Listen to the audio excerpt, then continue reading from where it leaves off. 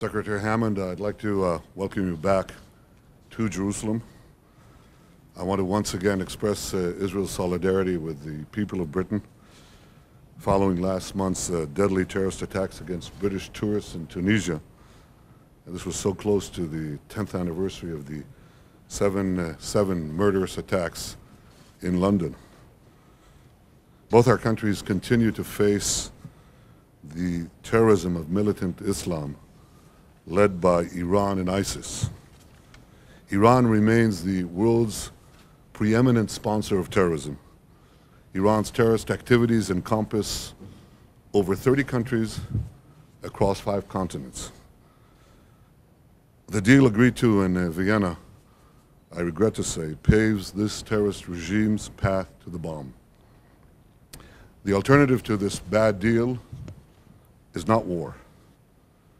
The alternative is a better deal that would roll back Iran's military nuclear program and tie the easing of restrictions on Iran's nuclear program to changes in Iran's behavior.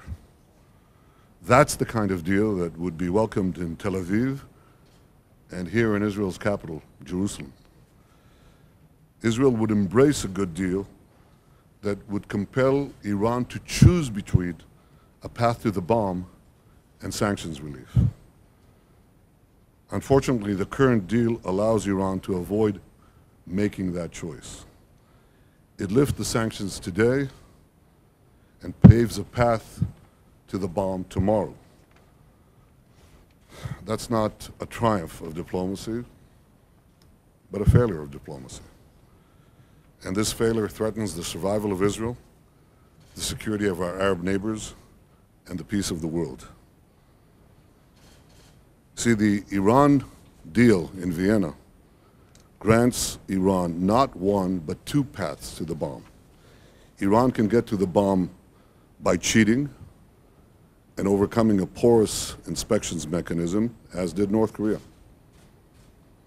Or it can get to the bomb by keeping the deal, because the deal allows Iran in about a decade to have a much greater number of even faster, more effective centrifuges than they have today.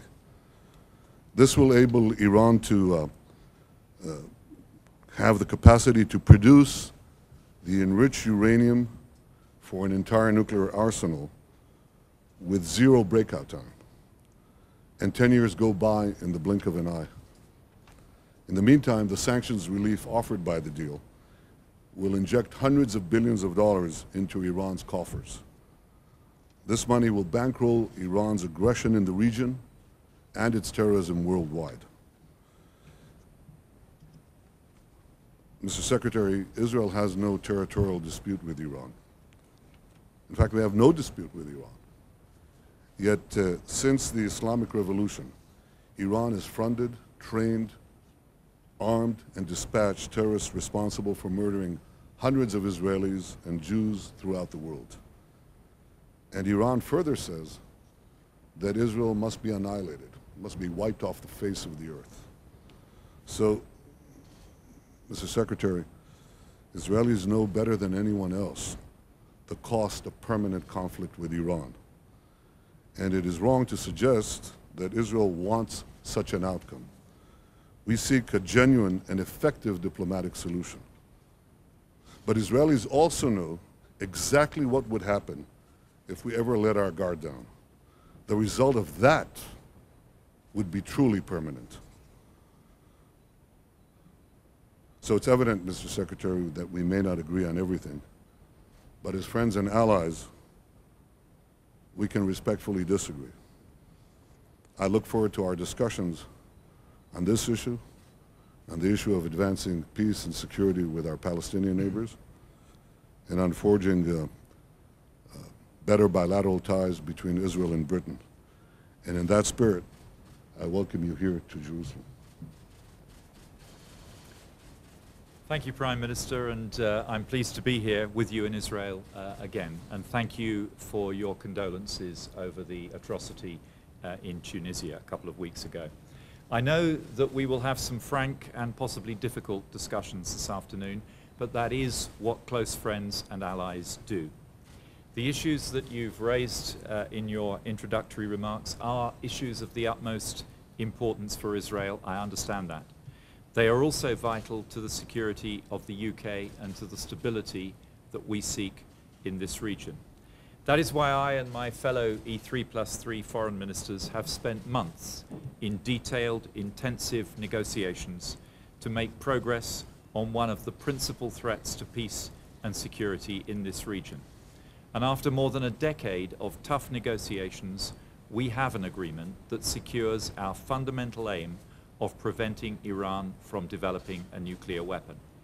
The IAEA will have the access and the intrusive monitoring it needs to verify adherence to the restrictions placed on Iran's nuclear program, giving the international community confidence that the program will be exclusively peaceful.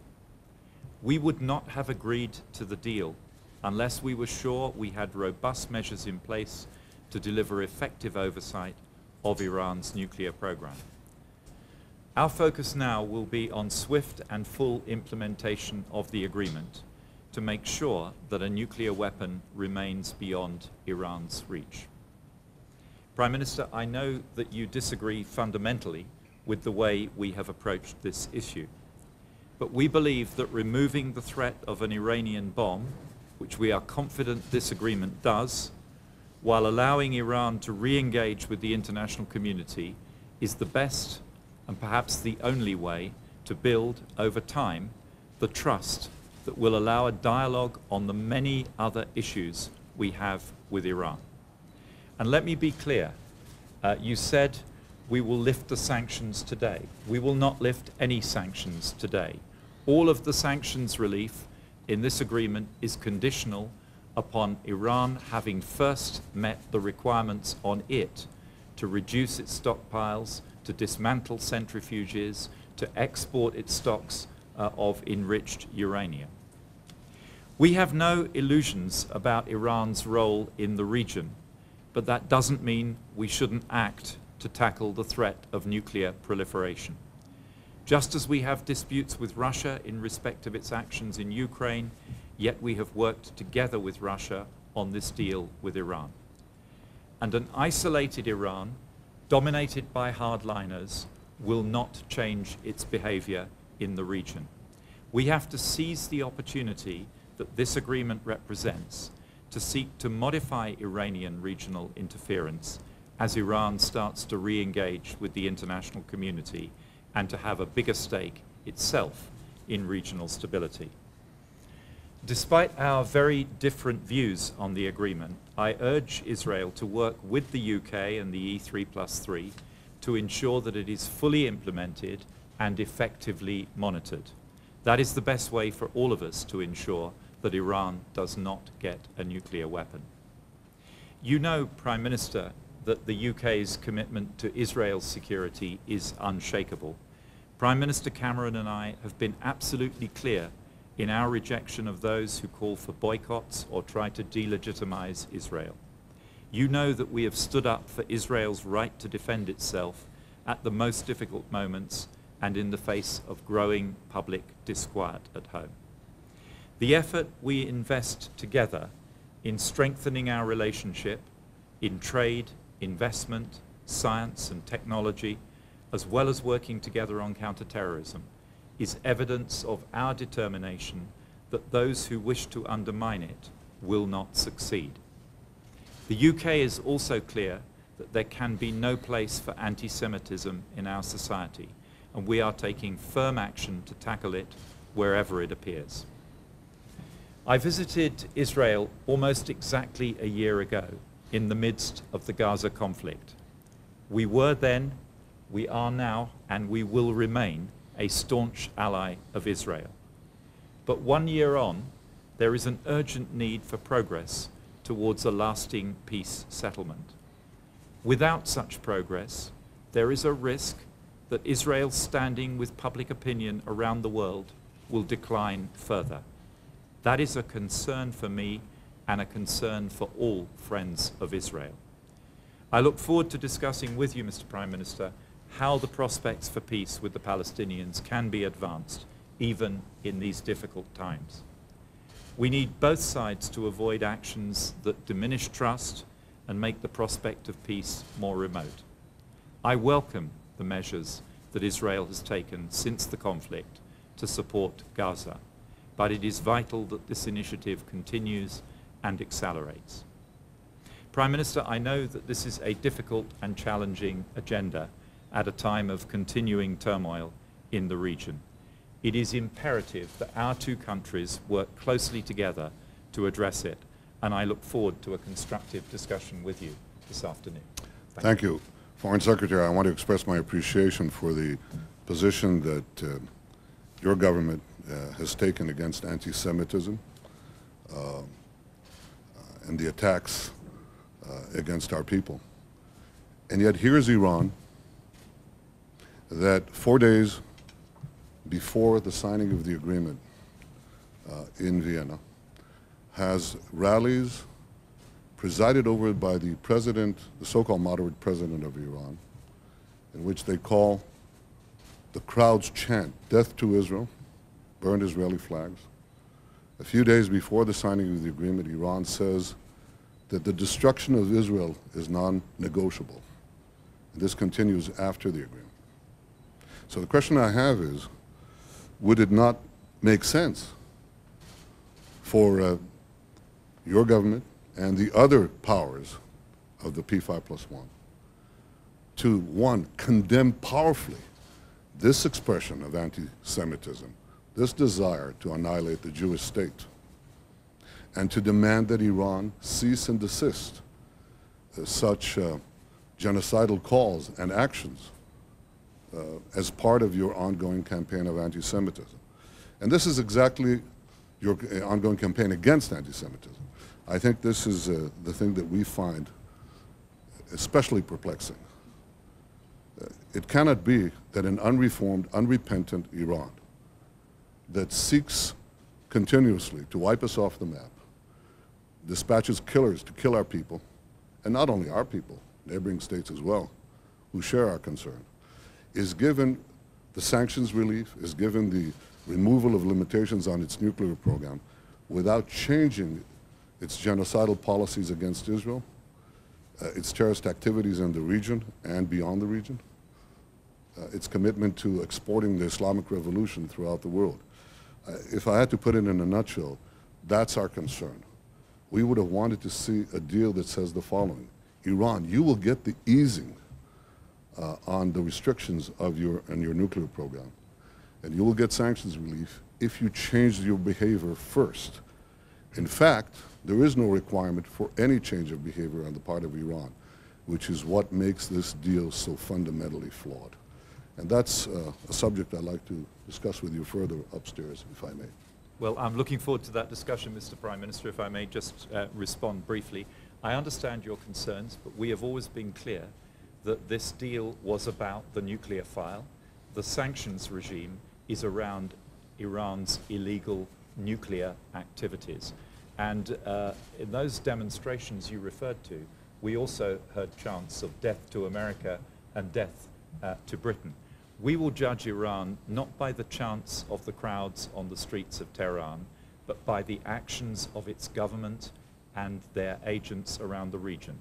And we are not naive about this. We understand that our many disputes with Iran about its regional conduct will remain and will have to be dealt with in the months and years to come. We have reasserted, the United States has reasserted our commitment to stand by our regional allies and partners and to resist interference in their internal affairs.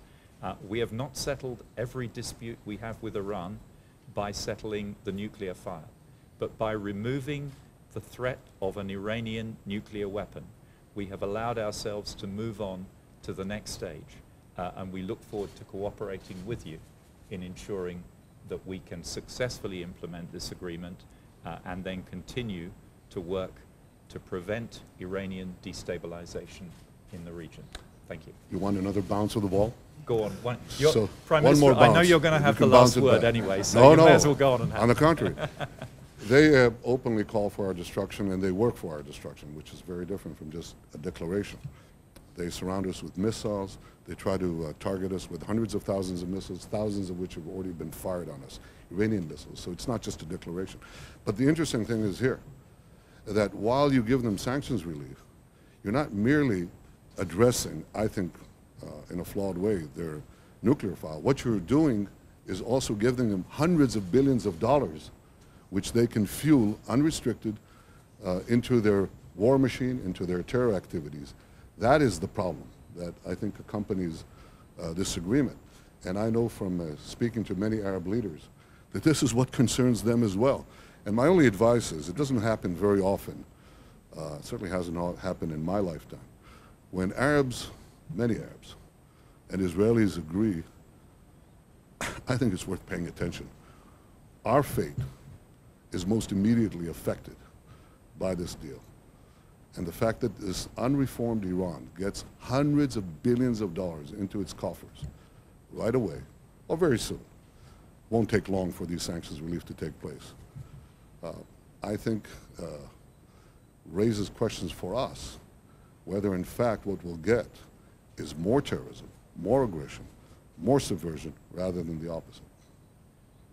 Would you like to continue? Let's go and do it upstairs. I think what we've proved is that we don't need journalists to have a Q&A at a press conference. Thank you.